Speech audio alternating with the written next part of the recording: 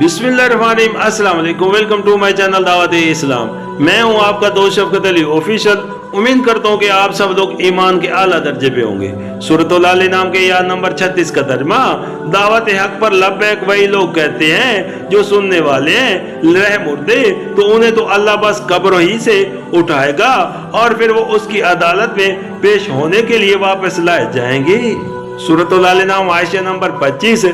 सुनने वालों से मुराद वो लोग हैं जिनके ज़मीर जिंदा हैं, जिन्होंने अपनी अक़ल व फिक्र को मुअत्तल नहीं कर दिया है और जिन्होंने अपने दिल के दरवाजों पर तासुब और जमूद के फकुल नहीं चढ़ा दिए हैं। उनके मुकाबले मुर्दा वो लोग हैं जो लकीर के फकीर बने अंधों की तरह चले जा रहे हैं और उस लकीर से हटकर कोई बात कबूल करने के लिए तैयार नहीं है, खा वो सरई हक ही क्यों ना हो। सूरतुल आल नाम के आयत नंबर 37 का तर्जुमा, ये लोग कहते हैं कि इस नबी पर उसके रब की तरफ से कोई निशानी क्यों नहीं उतरी। कहो, अल्लाह निशानी उतारने की पूरी कुदरत रखता है, मगर उनमें से अक्सर लोग नादानी में मुब्तला हैं। सूरतुल आल नाम आयशा नंबर 26।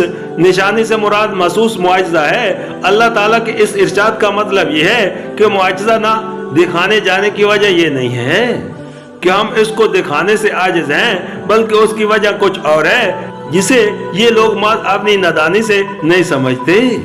सूरतुल आल नाम के आयत नंबर 38 का तर्जुमा, जमीन में चलने वाले किसी जानवर और हवा में परों से उड़ने वाले किसी परिंदे को देख लो, ये सब तुम्हारी ही तरह की अनवा है। हमने उनकी तकदीर के नुश्ते में कोई कसर नहीं छोड़ी है, फिर ये सब अपने रब की तरफ सिमटते जाते हैं।